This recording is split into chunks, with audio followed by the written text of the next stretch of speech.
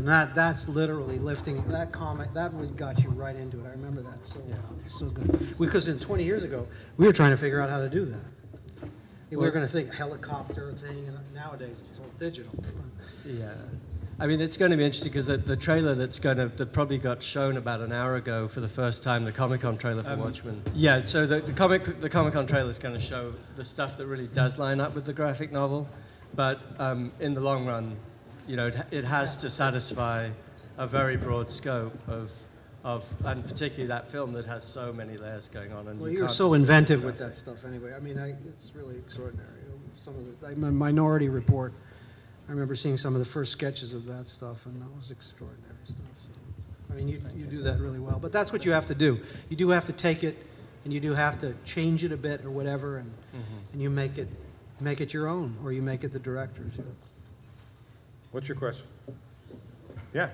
I was wondering, in your professional practice, I've noticed as a moviegoer and a designer, that there are some directors that have a very strong visual style and are very pictorially oriented, but there are other directors that are perhaps more strong with just directing characters and actors. What has been successful for you in dealing with directors that may not be pictorially sensitive? And can you maybe give us some examples of some key sets or visuals that you're particularly proud of that made it onto film because of your powers of persuasion?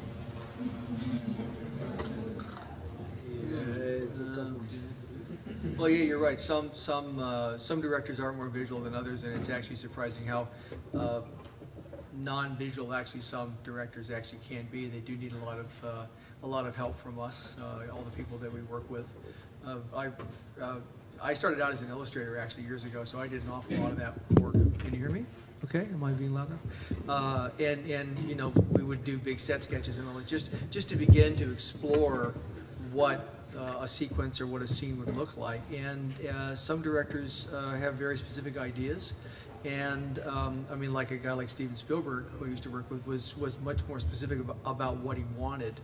Now, I don't know how he's been, like when you worked with him on, you know, stuff like Minority Report. We still did an awful lot of illustrating with him, an awful lot of designing, because he would say, well, I'm not quite sure what this looks like, but then other times he'd say, here's exactly what I want this to look like. This goes here, this goes here, this goes here.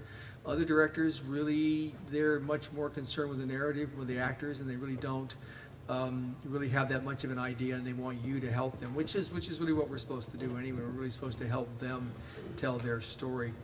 Although I'm drawing a blank right now as to any specific. I think probably working on G.I. Joe is, you know, for me the most recent, where the director was just sort of, you know, making stuff up every day, just because we were writing the movie, developing the movie, prepping the movie all at the same time. So we were doing an awful lot. I was doing an awful lot of drawing. Had a lot of really good illustrators working with me who were doing an awful lot of illustration to show every aspect of the movie, from all the vehicles to all the sets to effects, everything. And there was a tremendously, intensely short design curve and all that. Sometimes you have more time. It's nice when you have more time, but you don't always have more time. So yeah, you know, for me, a film like that probably was a good example. And then also trying to, going to the other question about trying to find what's the look of it as opposed to the earlier G.I. Joe look. So we had a lot more leeway. We were trying to bring it up into the 21st century. So that's that answer. You know, I think this speaks to the idea that films are so collaborative. You're not going to get any of us to tell you, the directors we worked with who were idiots, that you could never get them. You might understand. One of the best directors, maybe Mike would. One of the best directors I ever worked with was hopeless. He not only couldn't read blueprints, he couldn't read sketches. He couldn't read snapshots. You know, I got an endoscopic lens, which is one of these extended medical things, so that he could look inside the sets. He used it to look at his sweater. You know, but he was a brilliant director. Once he was out on the set, he could do it, but he couldn't plan anything. Just to look at his sweater. You know, but he was a brilliant director. Once he was out on the set, he could do it, but he couldn't plan anything. So, well, look, I think that's just the nature of it. It's not, I don't think it's a requirement for the director to be a strong visualist. I think that's exactly the reason that he hires a production designer. Steven Spielberg, I think, is a case in point because he is a storyteller. You know, he's absolutely clear about the function of all of our jobs, and he comes up in a very traditional way. He kind of comes from an old-fashioned TV studio sort of system where he has his job to do, we have our jobs to do, and he wants you to know the story well enough to provide him a framework that will allow the story to function, but he doesn't necessarily have a clear directive as to how it is. A very, very quick example, the clip that was shown up from Minority Report, he wanted the prisoners who'd been caught by pre-crime to look as if they were below ground and it was a huge graveyard. And that was his start point.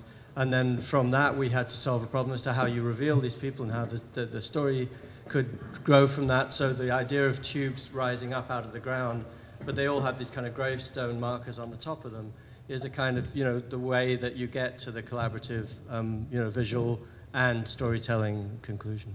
And then when they come out of the ground, he gets excited because he can move his camera around them and everything else. So he takes what we give them.